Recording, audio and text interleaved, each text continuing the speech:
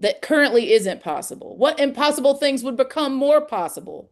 Why couldn't we win a 32-hour work week? Why couldn't we win a more robust democracy that counts every single one of our votes instead of giving Wyoming the same political power as California in the Senate, even though the Sunshine State has 65 times more people? Why can't we get national health care that is actually free for every single one of us? Why couldn't we tax the rich and make sure everyone has childcare, fully funded schools, affordable housing, free university access, and a living wage to follow? Y'all, we can make that impossible thing possible. So I want you tonight to pledge to throw down with Mayday Strong.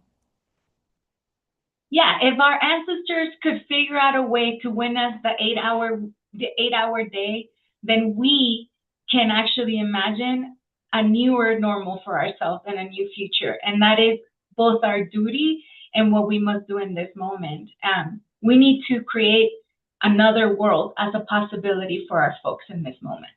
Absolutely. So you've heard the call to action, but we're going to get into our incredible speakers for tonight. And to kick us off, I have the esteemed privilege and honor to invite the executive director of Unidos Minnesota, Emilia Gonzalez, who is in the eye of the storm and can share more insights into the incredible resistance and struggle against repression in Minneapolis that's happening right now, what they're learning, and what we can do to support all of the incredible life-saving work that they're doing and its implications for May Day 2026. Emilia, I'll toss it to you.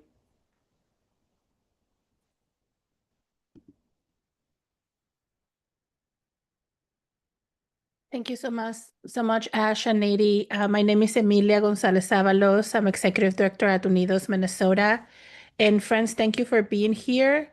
We're gathered at a moment that demands clarity, courage, and collective action. What is happening in Minnesota is not normal. Federal immigration enforcement has escalated into something far more dangerous. Militarized operations in residential neighborhoods, intimidation of protesters and legal observers, and the use of lethal force with very little or no accountability. Communities are living under fear, and it is definitely not because of crime, but because of unchecked government power. What we're witnessing is not simply immigration enforcement, it's a civil rights crisis unfolding in real time. Minnesota matters because it shows one truth. When one community is targeted, all of our communities are at risk. And the same tactics used against immigrants today, surveillance, suppression of protest, racialized enforcement, have been used before against Black communities, labor organizers, indigenous nations, and civil rights movements across the country. Here's one lesson I will share with you today. Crisis reveal us. Through Monarca, which is Unidos Rapid Response Infrastructure, more than 28,000 people have been trained as legal observers. Watching this happen, I have learned something essential. People will take great risks to defend themselves, their neighbors, and one another. When fear is real, when the threat is real, when the uncertainty is extreme, people still show up. What I've learned is that our job as movement architects is not to force courage, but to build the largest containers to make courageous action possible. When people know that they're not alone, when there is infrastructure and training and shared risk and protection, they will act. And when the moment comes for it, they will absolutely take the risk necessary to protect and defend what we believe is ours, our civil rights, our communities, our immigrant neighbors, our schools, our hospitals. This is why we can say this clearly. Our protection is our power. I have learned that courage is not a moment, it is a process. It is cultivated in fear, is threatened in danger, and tested when nothing teed. This courage grows in relationship, not in isolation. In times of crisis, multiracial solidarity reveals its power, not only to resist harm, but to imagine what is possible when we move together towards collective liberation. We are safest when we're visible, organized, and united. We are protected when our communities show for one another. When legal observers stand alongside protesters, when neighbors refuse to be silent, and when movements choose discipline over chaos and solidarity over fear. Nonviolent collective action is not weakness, it is a shield. It exposes injustice, limits abuse, and forces accountability. So I'm very glad to be in this call to action that is about power. It is about refusing isolation. It's about transforming fear into coordination and outrage into strategy. What's happening in Minnesota is a warning, but it's also a calling. And together, through organized strategic nonviolent action, we can protect our communities and defend the civil rights that belong to all of us. Thank you so much for having me, and we're looking forward to have the largest, biggest, brownest, queer, most radical, militant May Day and the world that we will birth after that. Muchas gracias, Emilia. Thank you all so much. I know you're seeing the chat, but if you haven't, there's a bunch of links there for how can you also show up in solidarity for the people in Minnesota this week, especially on Friday, where they're asking all of us to send in solidarity with them and take action on Friday, either at a congressional office or at a corporate target. So more information there. I'm gonna ask everyone to also get your cell phone and text the word solidarity to 58910 to get plugged in. That's the best way right now. You can get plugged in, give you all the details. You're gonna hear from all of our folks. So again, text the word solidarity to 58910 and you will get plugged in. I have the great honor to now introduce Arushane Ajay, who is with the Sunrise Movement in Minnesota. Please give them up a big warm welcome. They've been like Emilia on the streets. Our folks are fighting every day. So please give them a really warm welcome, everyone. Hi, everyone. My name is Arushane Ajay. I'm the executive director of the Sunrise Movement nationally, and I also grew up in Minnesota, and I live there right now. So it's hard to describe what's going on in Minnesota right now. I have been organizing since I was 17, and I've never lived through a moment like this. I got a call from a friend last week that they had just gotten a gun pointed at their head while doing like a routine patrol. We see cars that are empty, left idling because people have been snatched from them. Another friend who taught me a lot of what I know about organizing was grabbed and tortured in the federal immigration, or like beaten in the federal immigration detention building.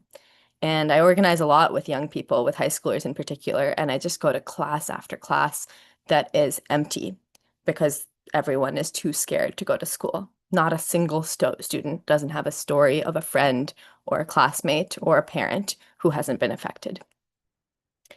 This is Trump's attempt to make us scared and to make us divided, to make us blame each other instead of blaming the billionaires who are taking our jobs, to make us blame each other instead of blaming the fact that AI is making everything harder, making our lives harder to live. And what I'm so proud of right now is how much Minneapolis, how much the Twin Cities has refused to let that strategy work. When Renee Good got shot almost 2 weeks ago now, the reaction of our city wasn't to go home and sit in fear.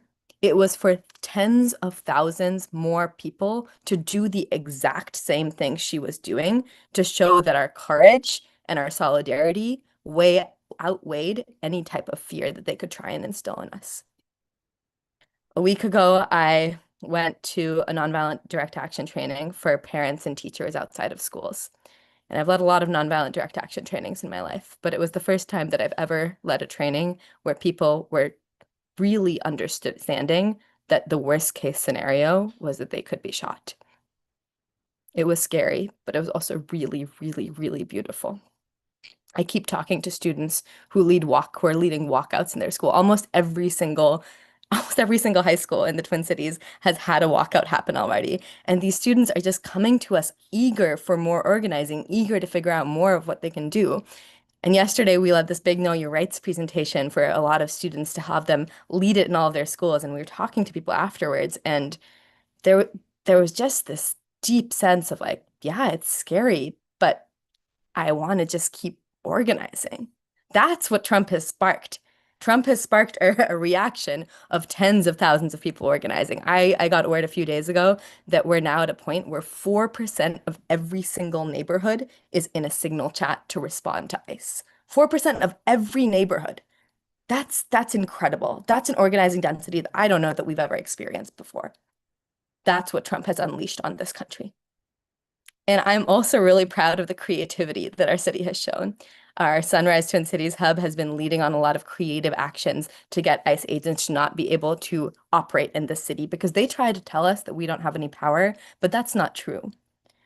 ICE agents sleep in hotels. They get food from restaurants.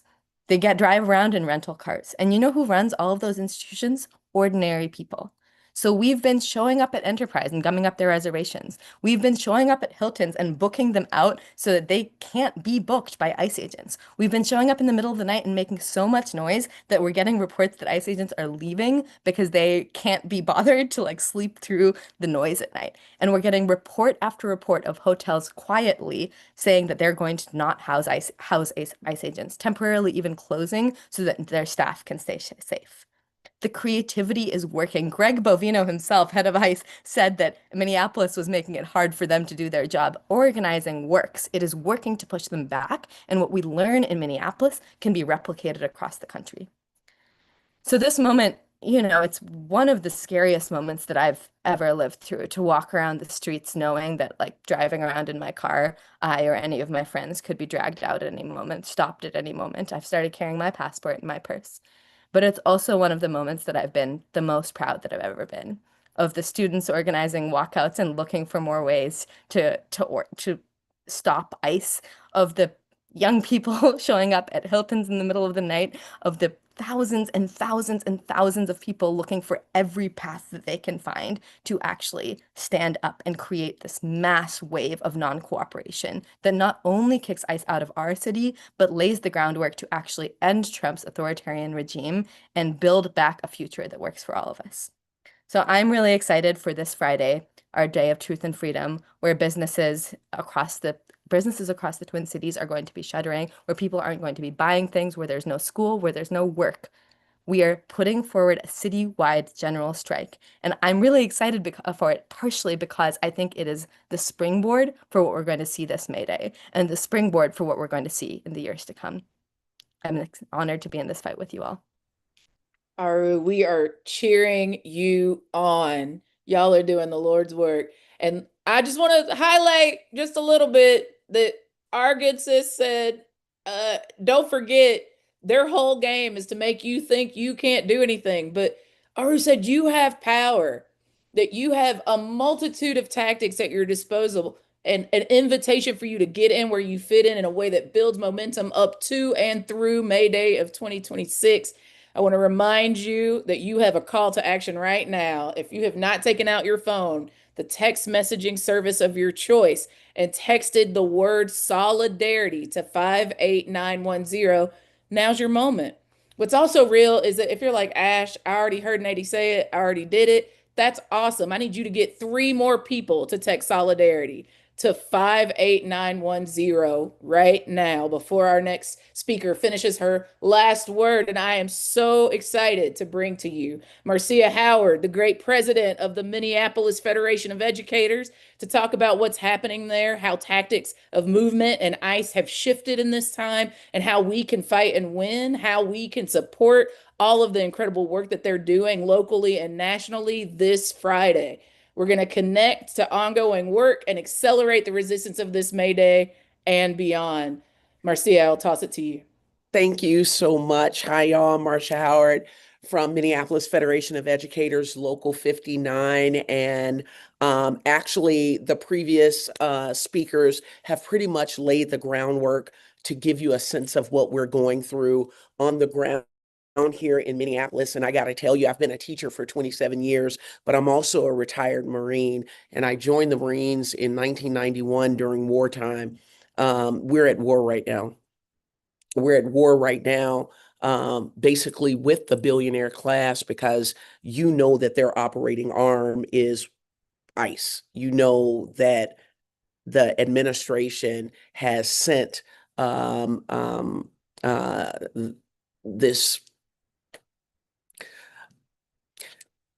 you know, they've sent these folks here to break us. I said in 2022 during our historic strike, the teacher strike, that if they could break Minnesota, which is this ersatz sort of like if it could play in Peoria, we're this milquetoast Midwest flyover city, you know, but it's sort of been the center of a lot of attention in the last 10 years. We used to be known for loons and lakes and now police brutality. So why are we the center of attention? It's because if they could break us, they could use this as a beta test for how they're going to break the United States. And what they failed to realize was that where there's people, there's power.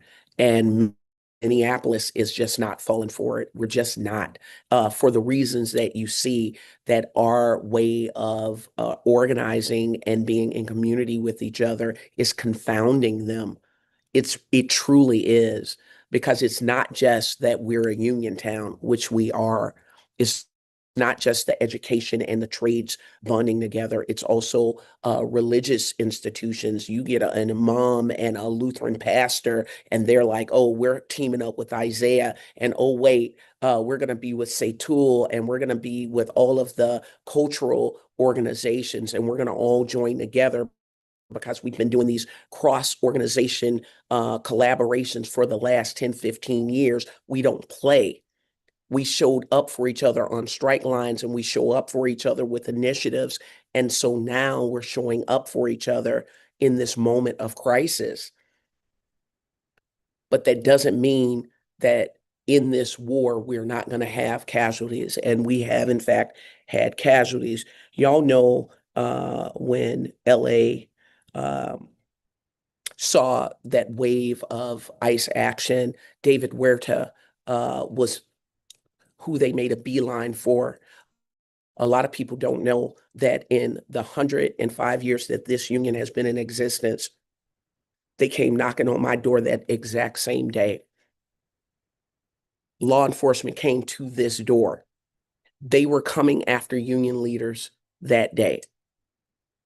They had gone on 6/3, June 3rd, on Lake in Bloomington, and it was a whole hullabaloo. And I would normally be there because I'm also an activist, yes, part of the occupation of what's now known as George Floyd Square, but I didn't go. Some people on my, let me hush, other people went, but I didn't go. They said, stay here. And so they came here. It's very obvious what they're doing, just like it was obvious a couple of weeks ago when one of my GFSers, a George Floyd Square comrade of mine, was viciously beaten up by ICE and went home and killed themselves. And then 2 days later, someone on our ICE patrol route was summarily executed. And the person who came to tell me was followed from my home and put into the Whipple building. And though she was Somali, she's American. So then they threw her in jail, didn't tell anybody. And so we were like, I wonder if this is on purpose. And then my neighbors in our Signal chat, yeah, we got our neighbors in Signal. People who wouldn't even know what a Signal chat are now running plates. That's what we're doing in Minneapolis. And they said there's a little lady with a big hat down the block. But then Bovino was 2 miles away at my high school that I've taught for 25 years.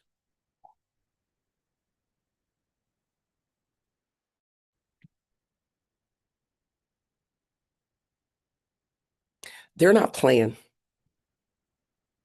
Or if they are, the game that they're playing is very, very vicious. And so what I want to let y'all know is that it is moment time.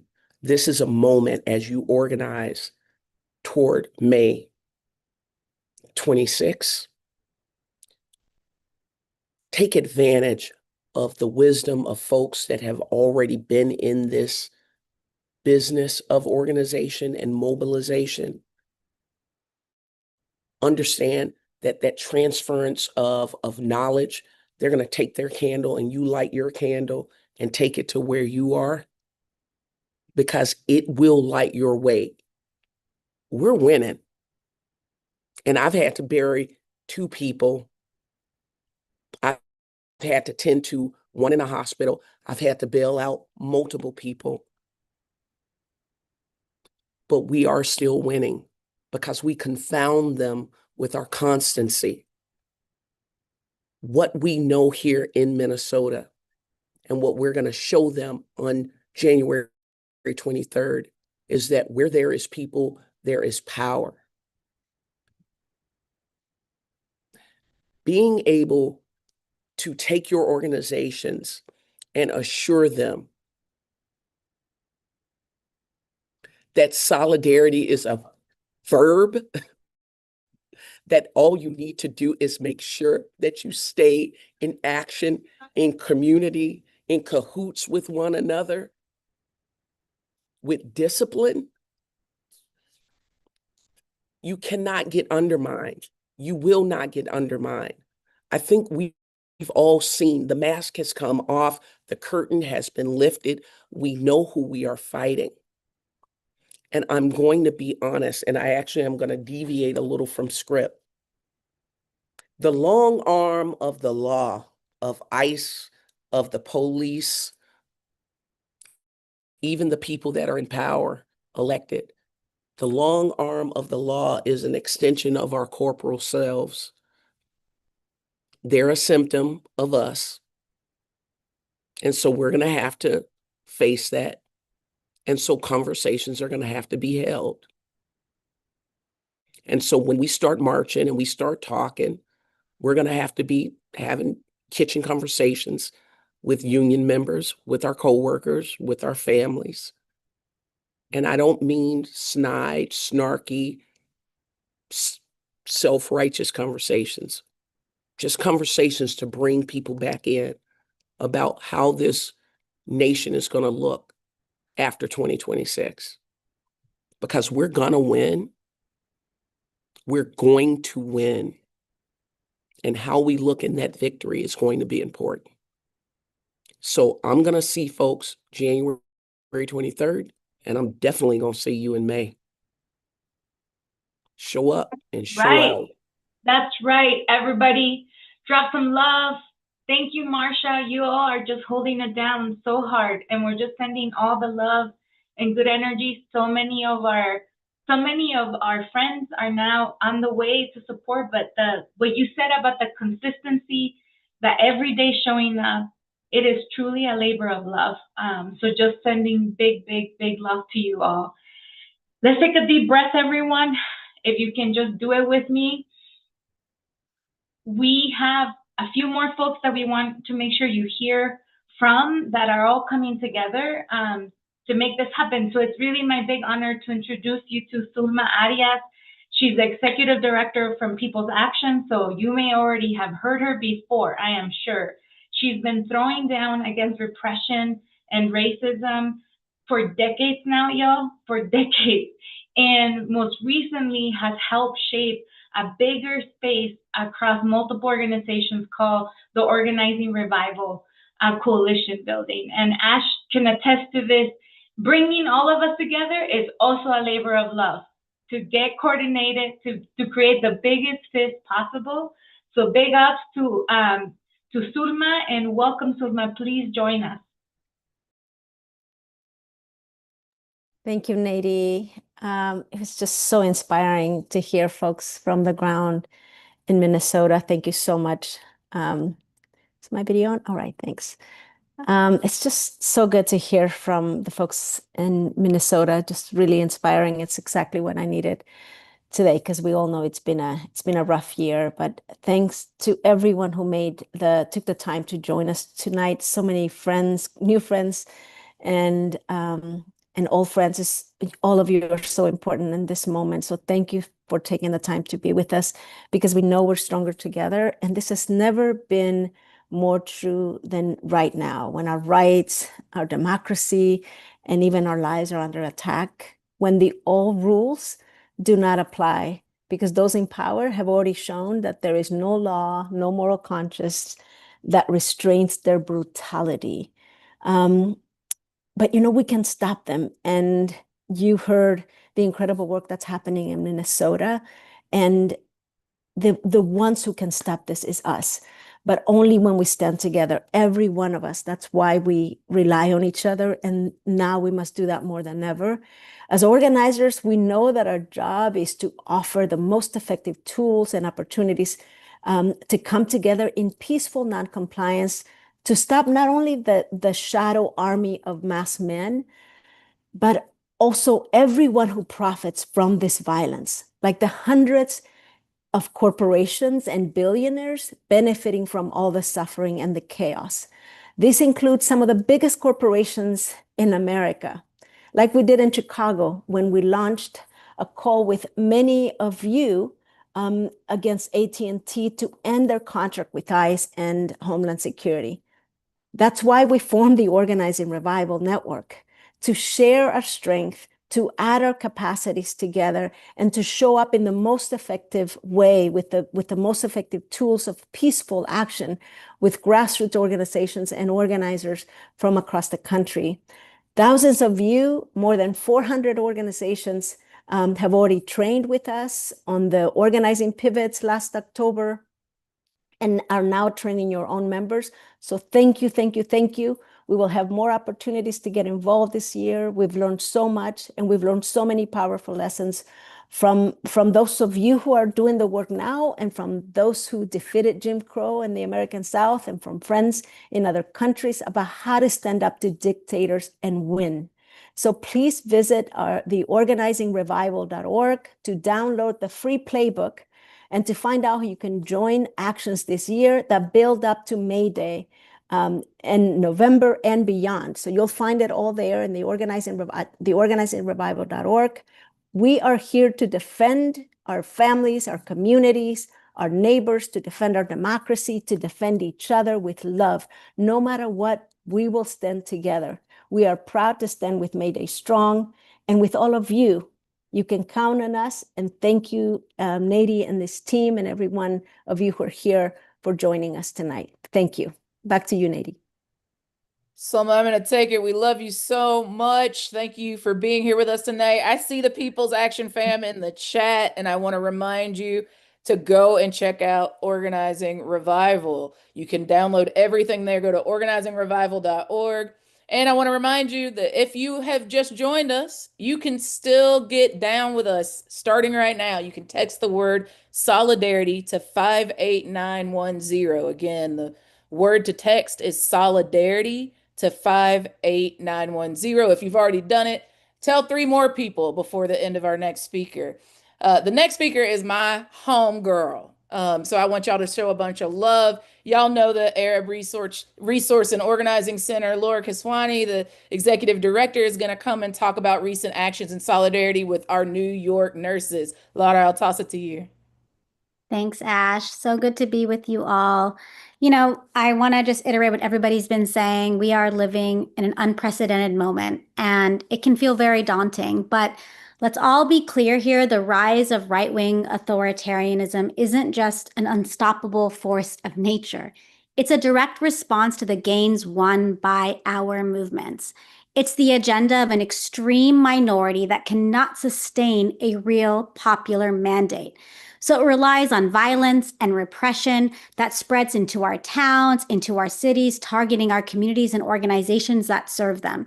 So what that means for us, it means solidarity is not simply a moral imperative. Solidarity is our weapon, and it's necessary if we are to win. And so is a united front, because the world we are fighting for is not some fringe idea.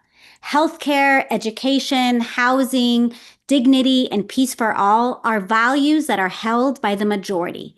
Workers have actually taught us that this country, the fight for economic justice, is not only a policy fight, it's not just a workplace fight. It's a fight to reorganize the priorities of society. It's the demand that includes an investment in human dignity, in democracy and self-determination, not in war, not in exploitation, not in fascism, and not in genocide. The MAGA-led billionaire right understands our struggles are connected, which is why they've put all of us in the crosshairs: trans people, workers, immigrants, Palestinian solidarity activists, the right to organize, movements for racial justice, and the fight for democracy itself. They know solidarity is a threat to their narrow agenda. Here in the wealthiest country in human history, working people are fighting every day to make ends meet. We see families ravaged by debt and health impacts of obscene inequality. We see our neighborhoods and loved ones iced out of the decisions that impact their everyday lives and criminalized and rounded up by ICE and CBD. And at the same time, we watch their tax dollars, the tax dollars of the same people being targeted, to supply bombs to the apartheid state of Israel, to undermine sovereign states in Latin America, and to support other human rights violating regimes across the world. Money that should go to care, should go to schools, should go to housing and jobs is being redirected into military aid that bombs hospitals, that bombs schools, destroys homes, kills workers, and kills everyday living people in society. And yet, even in that devastation, we see the living agenda of the people. As a Palestinian, I've witnessed solidarity from every walk of life, from bold trade unionists taking everyday acts to the everyday actions of my neighbors in my neighborhood. Because when an entire people are made expendable, like the people of Gaza, we know that nobody is safe. One model that I hold close is that of the leaders at this very event, many of you who spoke today, who have built the Labor Network for Ceasefire and Labor for Democracy, bringing together unions representing millions, over half of organized labor, and calling for an end to the U.S. aid to Israel. Recently, many of us have joined National Nurses United and other unions in the fight against Palantir, a company that builds the data infrastructure, powering ICE surveillance and deportation operations, fuels military and police targeting while tightening workplace control aimed at workers and organizers. This kind of labor solidarity is one to build on and one to learn from. This world, the world that we are fighting for, is one that is connected to the rest of global society. The world around us is not just watching, they are with us. And as we organize our communities now and through the coming months towards May Day, let's remember, the task is not just to bend the arc of history towards justice, but to actually transform our conditions so justice is secured as a foundation for a better world. As the struggle against apartheid in South Africa reminds us as Palestinians every single day, it always seems impossible until it's done.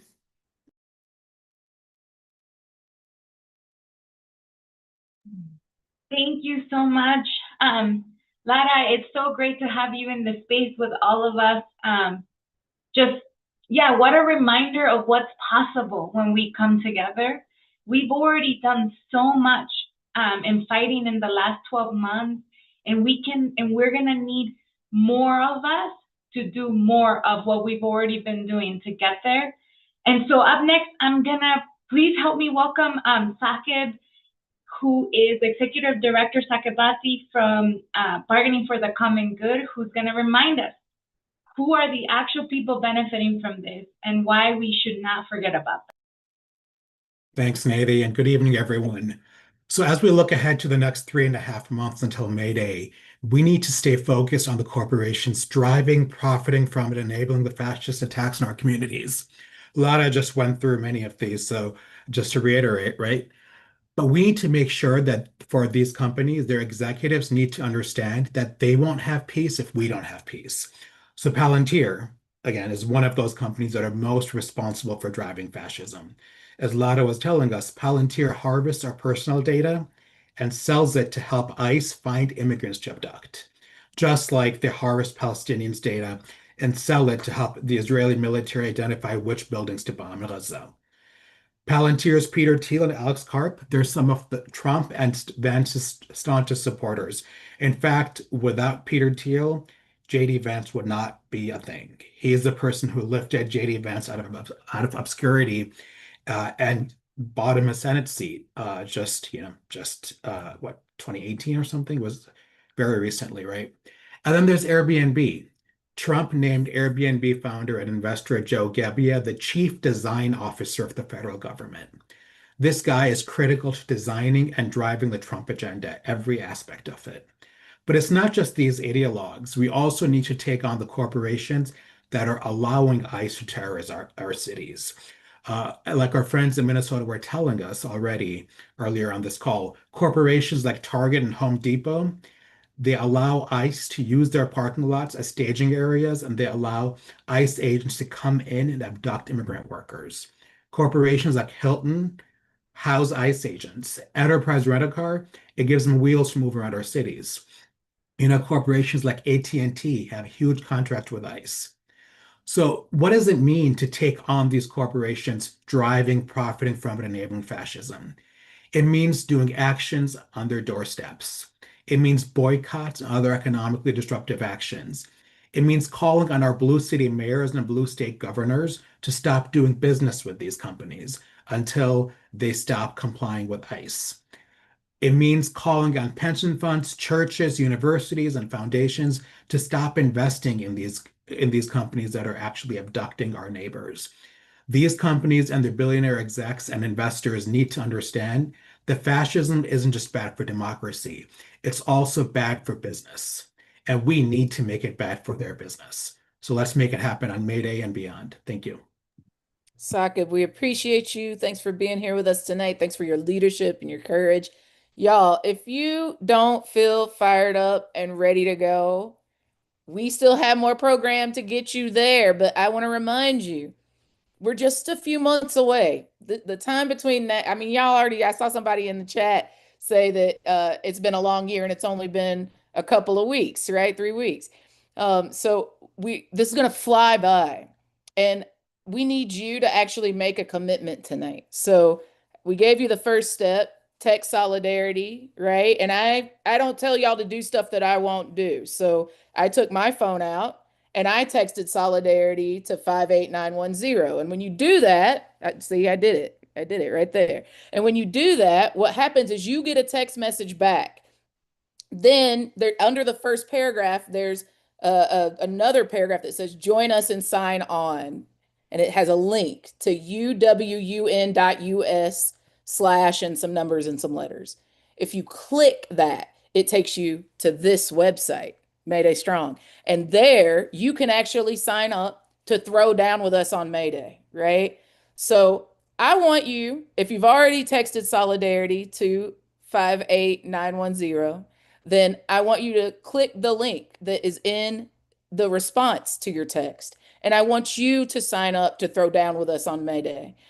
For folks that have questions, yeah, of course we're recording the call. You're going to be able to get it right here on Crowd Class. And also for folks that are like, yo, like y'all are saying May Day, but like when is that? Yo, got you. It is a Friday. It is May 1st of 2026, right? So go on and put it on your calendar. You're either going to be hosting an event or you're going to be attending an event.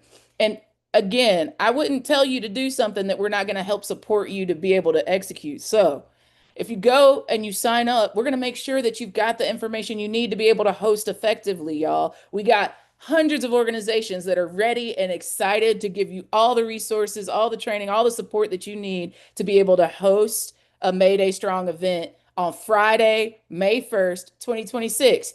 So, I believe in accountability. I showed you that I did it to be accountable to you. And what I'm asking is that you be accountable to me too. If you've already texted solidarity, then I want you to tell me that you texted solidarity in the chat. I'm looking. It's on my phone too. So if you've already done it, I want you to tell me I texted it, Ash. And if you haven't done it, I want you to do it. I want you to send it to a few more people. And if you've done that, I want you to say, I shared it, Ash. And then if you're bold, if you're courageous, if you are moved by the incredible speakers that we've had tonight, and you are ready to be one in the number of the millions of us that are going to mobilize throughout the rest of the year, starting tonight, towards and beyond May Day of 2026, I want you to say, I'm down to host. I'm down to show up. Let me know in the chat. We want to see that people are actually doing more than just listening tonight. That's a huge Right. part that you showed up is important, but we need you to show up and show out. So make sure you say that you did it in the chat. We'll be shouting you out later. That's right. And we know not everybody has done it. So I'm gonna name it to Ash because we're gonna hold each other accountable. Right. We have about 250 of you that done it. There's over 700 of you still with us. So we still need like 500 of you to do it. Let's So get it done. Let's get it done. It's just a text. Do it. It's easy. You're gonna get plugged in. Text solidarity to 58910. We're gonna keep telling you how many people have done it, so that for transparency and accountability. That's right. That's the only way we're gonna do it. Up next, we are so excited to have Faye Gunther, the president of UFCW, at the UFCW Local 300. I think I may get that wrong. Sorry, Faye. And she's going to tell us more about how rank and file members are taking action and are taking bold action, like not showing up to work, and how that works for 3,000, Local 3,000. Thank you, Sakib. And how folks are taking bold action even when it feels like it's impossible. So thank you, Faye, for being here with us.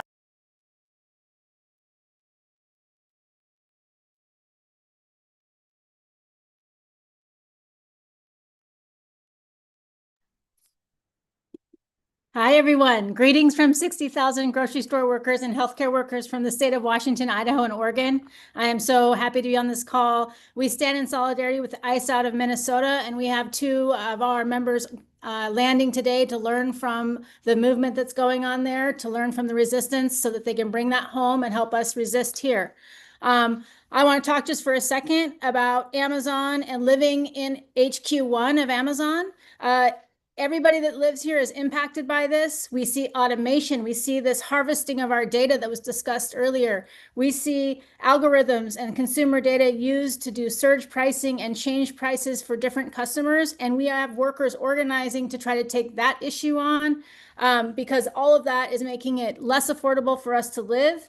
And we're watching our own grocery stores in our communities, the hollowing out of the center of those grocery stores. We see long lines, short staff, locked up products, people abandoning carts. And we also represent Macy's workers. We used to have 2,400 Macy's workers. We're down to 400 Macy's workers. Amazon bought the downtown Macy's store. It is now the largest retailer. And it's also moving into pharmacy, quickly moving into pharmacy. And our own Rite Aid workers, we had hundreds of Rite Aid workers. Their company went bankrupt. And so what we are wanting to say is every consumer, every worker, every small business, everybody is under threat by and from Amazon, like the other billionaires, like Target, like Home Depot. If we are going to defeat the billionaires, and if we are going to defeat what ICE is doing, if we are going to defeat fascism, we have to put hundreds of thousands of workers into motion.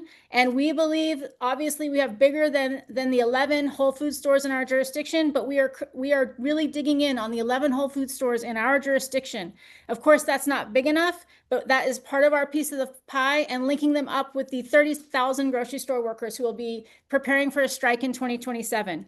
So we have 11 stores. We're mapping and charting those stores. We have committees growing in all of those stores, and we want to act in solidarity with all Amazon workers. We know that there are workers in motion across Amazon. We know Teamsters are doing organizing. We know Amazonians for Climate Justice are doing organizing. There are workers in motion all across the country, and we know that we need to build a big movement, a funded movement that can take on Amazon in real ways so that we can take on all of the billionaires. You can see the Palantir posters behind me. This is who we targeted in our last May Day. And in this May Day, we are going to be excited to be in the streets. We have to protect each other. And the way that we believe that we can protect each other the most is by getting workers ready to strike when it is necessary. We have conducted 5 strikes in the last 2.5 years, and we will share any resources we have with anybody on this call or anywhere on striking, just some basic things that we need to be doing anyway to resist in our own communities. We need to be mapping and charting our workplaces. That's what we're doing with all of the employers we're taking on, identifying leaders. We have contract action teams up and running. We're launching strike pledge cards because we want workers to have the strike at the tip of their tongue all the time. The more we talk about striking, the more we take the fear out of the word, and the more we take the fear out of the idea. And this is the same thing. Fascism feeds on fear, feeds on war. ICE feeds on fear and war and violence. So we have to be taking the fear out of folks' hearts as much as we can so that we can get ready to act in solidarity so that we can protect each other. And I've been talking a lot about striking. You can strike for 1 minute, 1 hour, 1 day, 1 week. We can break it down into little pieces so that we can learn the tools of striking and resisting together. I also want to say rank and file workers are ready. They are ready to fight. A lot of times it's not rank and file workers who don't want to strike. It's the leaders of unions who are not allowing workers to take these more militant actions. So while we're fighting fascism, while we're fighting to rebuild our democracy, we have to be rebuilding the democratic institutions that are supposed to be acting on behalf of workers, and that's our unions, our labor movement. We have to rebuild the soul of our labor movement. So all I wanted to share with you is to take on Amazon and the billionaires responsible for what's happening today. We have to have well-funded campaigns that will require labor, all of us, to set aside our old grievances, our own jurisdictional disputes, and to fight as one fight, millions of workers. And that is how we will win. And I think Ash said it, get in where you fit in, and we'll see you May 2026. Let's go, Faye. I'm so ready. I'm so ready. Thank you for your leadership. Thank you for being here. Y'all, we're going to keep it pushing. I see a bunch of new folks have been activated. Over 286 people have texted. We're ready to go. Let's do this. The next person that's going to come and speak is a beloved leader, a beloved strategist, a brilliant human, and a great friend, Mary Small, on the national staff for Indivisible. Shout out to Team Indivisible on the efforts to show solidarity with Minneapolis and build for an even bigger, badder, bolder No Kings and Maydays this year. Mary, I'll toss it to you. Thank you, Ash. And it's so good to be here with all of you tonight. I'm proud to be here with you as a member of, yes, Indivisible, but the No Kings Coalition, the Ice Out for Good Coalition, and in partnership with Mayday Strong. One of the things that I believe, like in the marrow of my bones, is that it's going to take all of us to win. To defeat fascism and authoritarianism in the United States, to build a healthy, multiracial, representative democracy in many ways for the very first time. And what that means for me is that all of us as individuals within communities, organizations, need to know what is the work that we are called to do, and we need to do it excellently and courageously and boldly. And none of us can do everything. And so we also have to cheer on the good, beautiful people of conscience who are doing smart, effective, strategic work in other lanes as they do the work that is theirs to do. So whether you're with Mayday Strong or your local union or No Kings or all of the above or some other way that you're taking collective action with other humans, like whatever it is, we, and I mean the big we have to talk about authoritarianism and corrupt billionaires. We have to talk about ICE thugs murdering people and kidnapping them from their communities and workers' rights and the things that everyone deserves, like a home you can afford and healthcare you can rely on. We have to be able to hold the big things, the big interventions that we need. We have to continue to invite more and more people to join in the public defiant opposition to the regime, like we're doing with the big No Kings days, like Mayday Strong will be leading for May Day on May 1st. That's part of how we make political repression backfire, and part of how we prove that the regime's hope that everyone is just going to go along to get along is not going to happen because we're not doing it. So we have to continue to invest in these big days of public opposition, but we also have to pressure corporations to side with us and not with a wannabe king.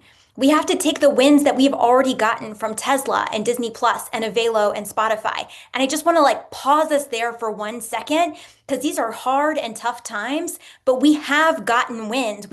Those were real and they mattered, and they began to build momentum that are going to carry us forward as we all work together to call on Target and Hilton and Enterprise and Delta and Home Depot to distance themselves from the murderous lawlessness of the regime.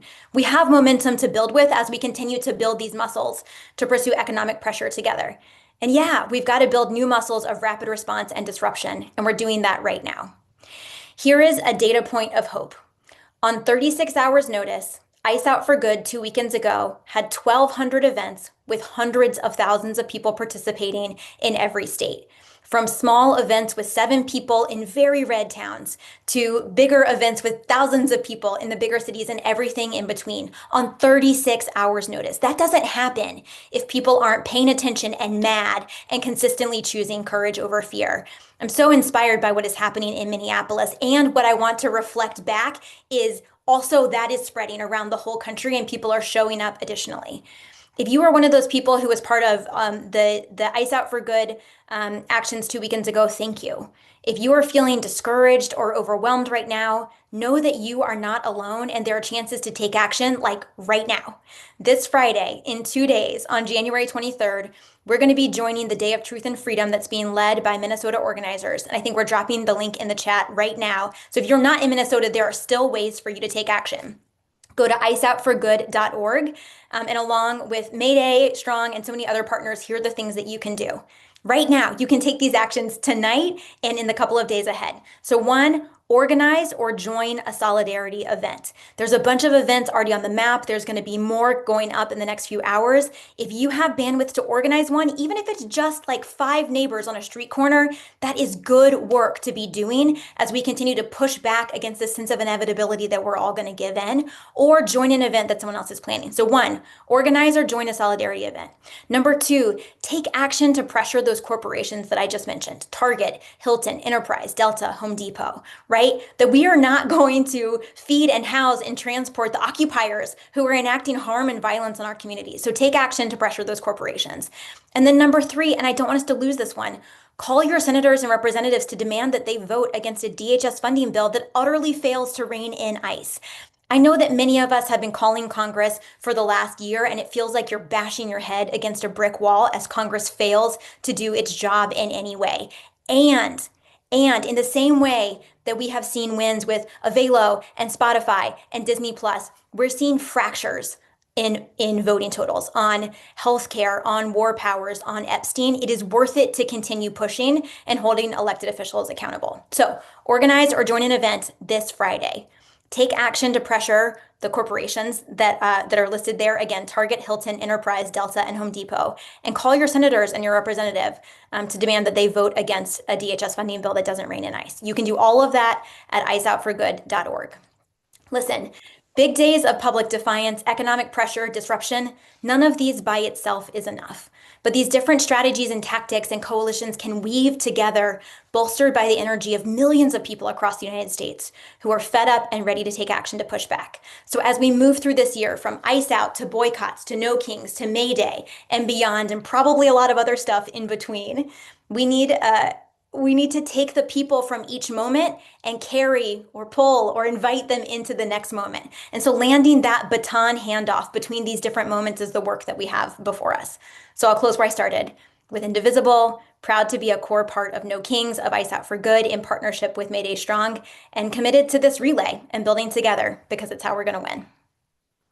That's right. Give it up to Mary. We're almost there, everyone. There's so much that is going on, but I could feel the energy. I got corrected, y'all. We have over 2,000 people watching this right now across all the different platforms. So there's a lot of us that are still paying attention and want to do more. Beautiful messages that have been dropped in the chat. So I'm going to ask you all to tell us how you're feeling right now. Give me one word in the chat. We're almost there. How are you feeling? How is this landing with you all? Can we count on you? And if you haven't done so, you're going to hear this a couple more times. We need you to text the word solidarity to 58910 to get plugged in and get all the info you need to make sure that you're ready. Here are some words we're hearing. People are feeling ready. They're feeling hopeful, empowered. There's some great ideas. More positive, always involved, fired up, scared. It's okay. I am scared too, y'all. But it is about overcoming that and finding that worry, that scare into action and being together and throwing down together. So we have Tony Rosario, an Amazon organizer with International Brotherhood of Teamsters Local 804, who's going to be joining us next. Passing it over to you, Tony.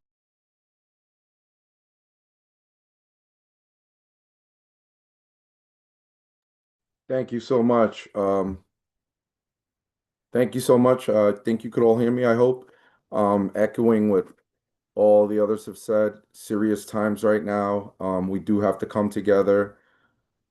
May Day is not a holiday that was given to us. It is a day that workers took. Yes, that's right. We took it with courage, sacrifice, solidarity across borders. La lucha obrera no tiene frontera. Bad Bunny said you guys had a couple months to learn it, Spanish. I hope some of y'all listening. And today that spirit matters more than ever because while we work longer hours, break our bodies, and struggle just to survive, Amazon and the billionaire class are breaking profits, records. They're breaking record profits everywhere. They're flying to space, buying politicians, and hoarding wealth. While we're choosing between rent, groceries, and healthcare, that's not an accident. That's a system working exactly as it was designed. We're told there's no money for housing, no money for healthcare, no money for our schools. But somehow there's always money for corporate tax breaks, militarization, and repression. To talk about invasions abroad and to send armed forces into our own cities when people demand justice, when workers organize, whether it's warehouse workers at Amazon, delivery drivers, nurses, teachers, or community members in the streets, the response from those in power is fear. And fear turns into force from threats against workers internationally. To use the National Guard against communities here at home, the message from the top is pretty freaking clear. They will protect profits before they protect people. But the truth is they don't want that. What they don't want us to remember is we are the ones who create the wealth. We are the ones who make the economy run, not Bezos, not Wall Street, not the politicians bought and paid for by these slimeball corporations. And when workers stand together across unions, across communities, across borders, we're unstoppable, and we've proven it. May Day is about international working class solidarity. It's about understanding that an Amazon worker here has more in common with a worker anywhere in the world than with a single billionaire or CEO. It's about rejecting the lies that try to divide us by race, nationality, or neighborhood. So today we just don't speak, we mobilize. We don't just complain. No, we organize. And we don't just hope for change. We march for it in the streets on May Day, where I expect to see many of you, and the work that we're going to do even beyond. We show up for a living wage, for healthcare as a human right, for housing we can afford, and for the future where workers, not the billionaires, have the power. They have the money, they have the politicians, but we have this, we have each other. And when worker power, it moves together, history moves with us. I hope to see you on the streets of May Day. Solidarity is not just a word, it's a commitment. And I want to see you all there on the streets because they can't stop this. They cannot stop what's coming. No one can. The only people in our way are ourselves. Let's get together. Let's make this happen. Unity is where it's at, and solidarity to everyone. Let's make this happen. Thank you, and back to you. Hey, Tony, that was fantastic. Spoken like a true brilliant organizer that you are. I'm Jackson Potter. I'm with the Chicago Teachers Union, looking at Tony's work from afar and mad respect, appreciation, even if you are the second city, to local one over here. We appreciate you. So I want to bring up the Fair Immigration Reform Movement Director, Andy Kang, personal friend. We had some classes together back in the day during our undergraduate, and he brings nearly 15 years of experience advocating immigrant rights, serving immigrant communities. He previously served as the ED for the Pennsylvania Immigration Coalition and Asian Americans Advancing Justice, a Chicago group we have much love for, where he was one of the lead negotiators and strategists for the Illinois Trust Act, which stopped some of the law enforcement cooperation with ICE, and the Voices Act, which protects immigrant victims of violence. Andy, real pleasure to have you on. Thank you, Jackson. And I'll try to make this short and sweet for everyone, but really appreciate everyone and all the speakers who have spoken so powerfully already tonight. As Jackson mentioned, FIRM is the largest immigrant rights grassroots network with 38 member organizations spread across over 30 states, including Unidos Minnesota, who you heard from earlier at the beginning of this call. You know, some of our members have long been involved in co-leading and driving May Day events in their cities, and we're excited to build on those experiences. But what we're seeing right now, what we're seeing in Minnesota and what we've all experienced this last year is probably the biggest threat to this country that I've seen in my entire life. And, you know, Trump and Stephen Miller and the powerful, they aren't just building a bigger ICE and a bigger deportation and detention machine. They're building a federal force here with no accountability, little oversight, massive resources to be used against workers, families, children, and yes, US citizens, as we all saw with the killing of Renee Good. It's a threat to each and every one of us, to our democracy and our country. And that $170 billion that Congress passed to build this rogue government force, that was a choice to choose to do violence and cause chaos in our cities and our communities, instead of addressing the real needs of our working families that we've all talked about tonight, whether it's healthcare, childcare, housing, you name it. And yes, choosing not to include a long overdue pathway to citizenship for our undocumented community members.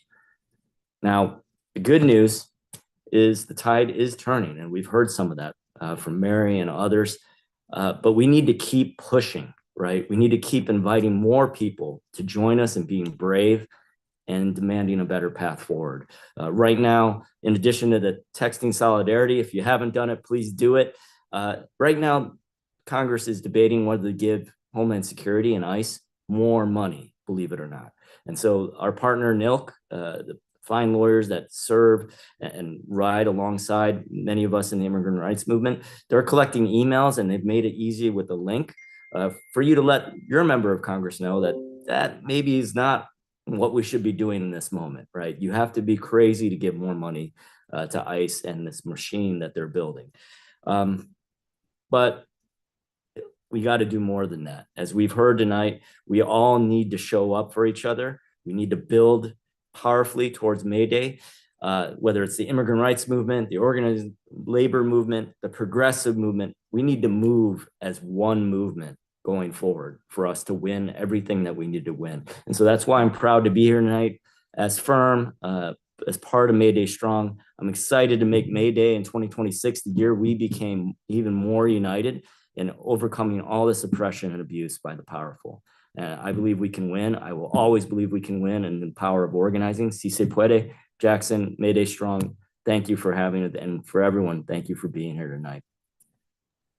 Thank you so much, Andy. And I just want to reiterate what Andy just told us, that is really our mandate is, you all know, right? A lot of the time, there's all the vibes and all the dynamics between our movements. But in this moment, we have to come together and be one.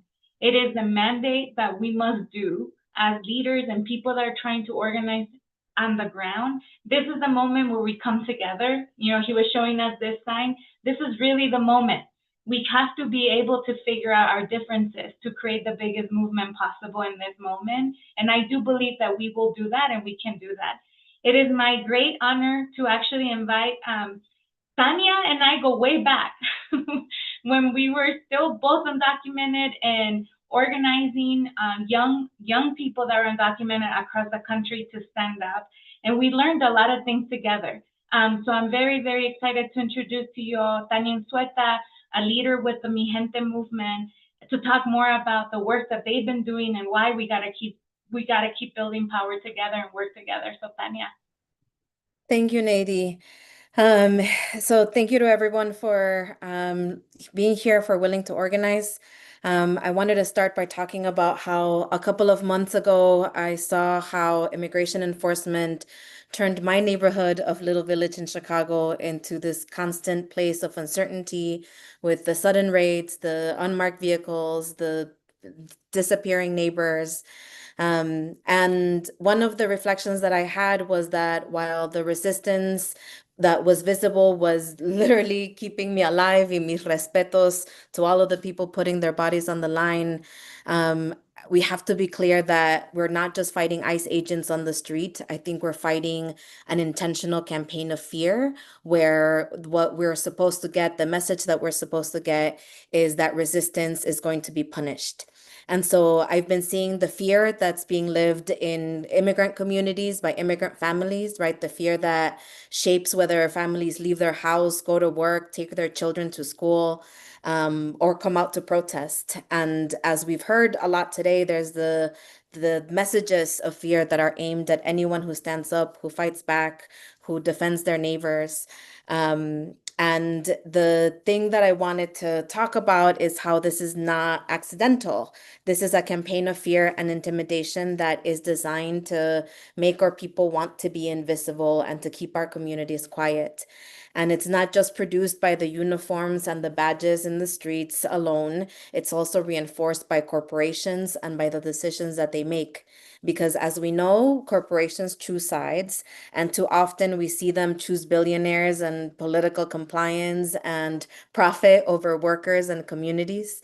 We've heard a lot about Palantir, right? An organization and a business that has been building the infrastructure that makes repression literally scalable. As the immigrant rights movement, we started tracking Palantir actually about 8 years ago when they began to facilitate how information flowed, particularly and on purpose, from sanctuary cities directly to ICE.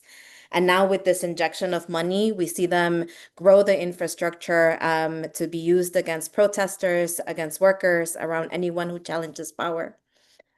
We've also seen this clearly in the media. We've been running a campaign so that conglomerates like Univision and Telemundo, literally the two largest Spanish language broadcasters in the United States, stop broadcasting advertisement by the Department of Homeland Security. Last year, they accepted a multi-million-dollar contract to our messages that tell immigrants to self-deport or live in fear. And when challenged, they've said that those ads meet their standards. To us, that's not a standard. It's fear for sale. It's selling out our community. So I know that everyone in this room understands the risks that it takes to organize. You've been in the streets. You continue to show up. But I also feel very much like some of the other speakers have said today that this is a tipping point. That we either retreat, we disappear, we allow our neighbors to disappear, or we organize. And I think what we all are saying on this call is that we are not going to retreat, that we're going to organize harder, that we're going to build the networks of support across communities so that people can resist, that we're going to call out the corporations that sell out our people, and we're going to continue to show up. And so I'm excited to be part of this call and be part of this call to action so that we can make visible what they try to erase. Because when they're trying to manufacture fear, we have to push back by building power. Thank you.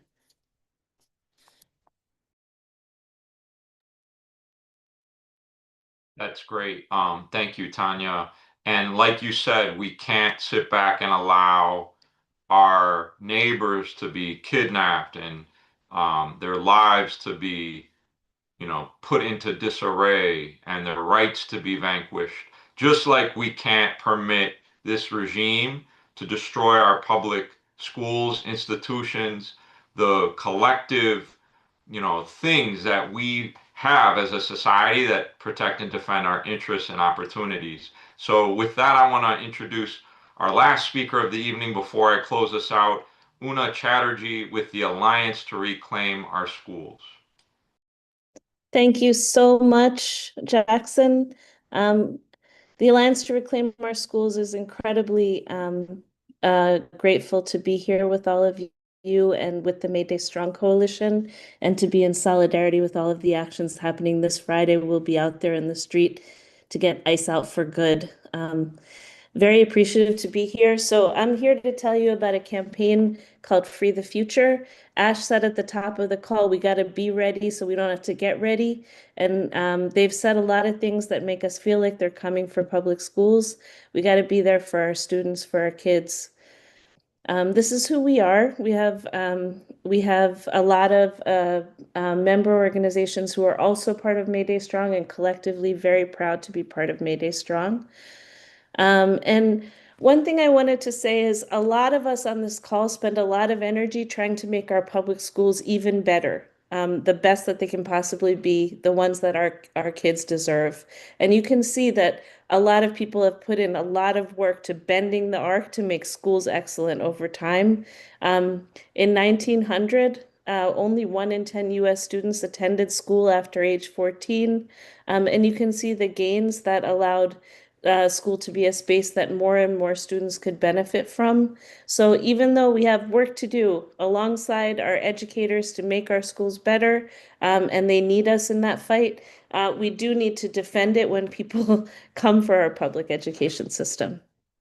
And there's a lot of things happening with our public schools. We have privatizations. We have 12 states that have universal voucher programs. We have censorship, nearly 7,000 book bans across 23 states and 87 school districts. Real defunding. The budgets for schools continue to shrink.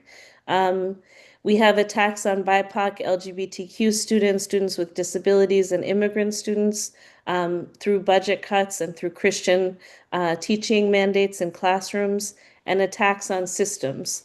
So there, as you know, you've likely heard efforts to dismantle the federal education department, attacks on teachers' unions, takeovers of school boards. Why are they doing this? Why are authoritarians doing this? Well, Randy, the president of the FT, Randy Weingarten, shares in recent writing, authoritarians fear a well-educated citizenry. They fear what educators do. You can't, their brand of greed, power, and privilege can't survive in a democracy of diverse and educated citizens. And we've got some billionaires who are particularly laser focused. Some of you may know these folks from your own state fights. Jeff Yass from Pennsylvania, Linda McMahon and Betsy DeVos, the former and the current secretaries of education at the federal level, all benefiting, preserving their tax dollars through their school privatization schemes, and in some cases benefiting from contracts.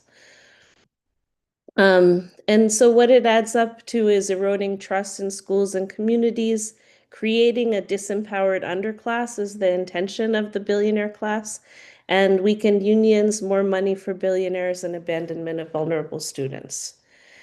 This is kind of in their own words. You don't really have to analyze the policy because they say it out loud. Tiffany Justice, who founded Moms for Liberty and is now at the Heritage Foundation, asked what percentage of children she imagines should be in public schools going forward, said, I hope 0. I hope to get to 0. So in spite of this, even under this administration, our advocacy this year is working. This is teachers, parents, students partnering in localities across the country. And a lot of it happened around federal level budget advocacy, where you all called your Republican senators and reminded them that your communities need public schools. So people mobilizing is still working, and we have to do more of it, but we have to do it in a way that's relevant to the context that we're in right now. So what Free the Future hopes to do is help people grow circles, activist circles around public school issues within your organizations, connecting the dots and confronting encroaching authoritarianism and how it's impacting public education. And we will kind of walk you through what it takes to be an organizer and make a difference in public education in your community.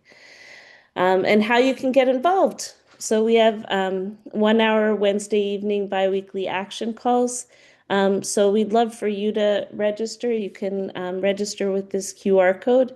And if you have parent leaders in your community that you would like to get involved, please get them involved. We're going to be mobilizing and building our circles, and we're going to be turning out on May Day alongside all of you. Thank you. Amazing, and thank you, and thanks everybody for being on this call tonight. Critical, moment in our history, real essential need for us to be expressing solidarity. Thanks to all our speakers. One last time, if you haven't done so yet, text solidarity to 58910. I'll put all of the things again in the chat, as are some of our other webmasters. And it's important to get connected, get next steps. Let's continue to build and grow, develop our trainings, prepare our actions and tactics for Friday, May 1st, 2026, but also this Friday, January 23rd, because that's when we're going to have a day of solidarity with all our siblings in Minneapolis and Minnesota. Also, in case you didn't realize it, May 1st, 2026 is a Friday. It's the last time May Day will be on a work day until 2029. And as workers, we really shouldn't be working on Fridays anyway, right? We need that 4-day work week. And Minneapolis is showing us the way. Their refusal to comply with the repression, the violation of labor, immigrant, and civil rights that they are rejecting by federal agents that are inundating their city is of incredible magnitude and should be a shining example to all of us.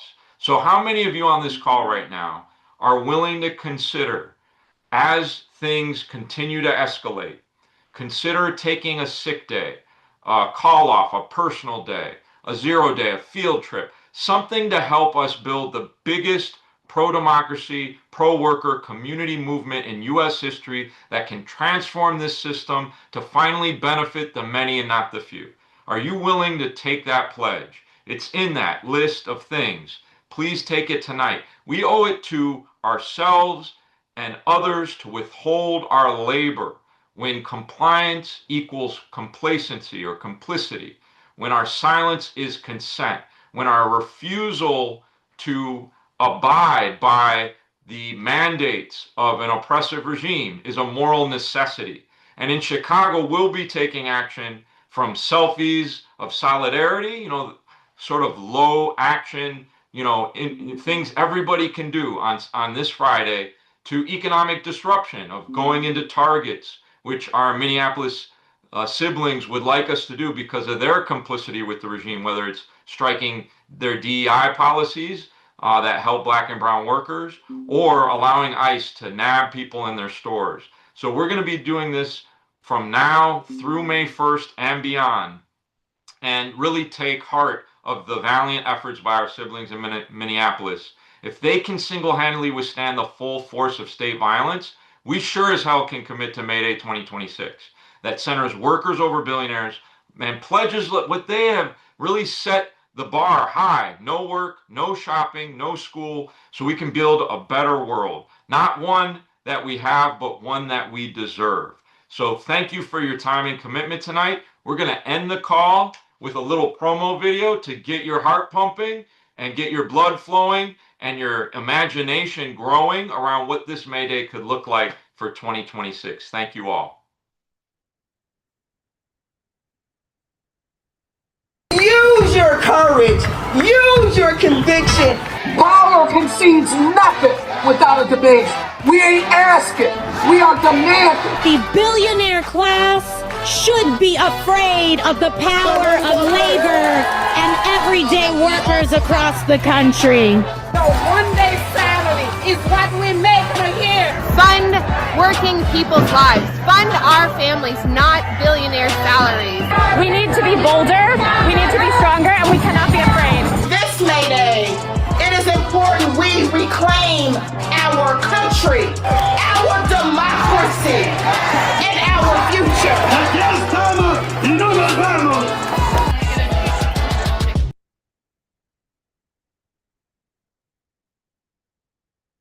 Good night, everybody.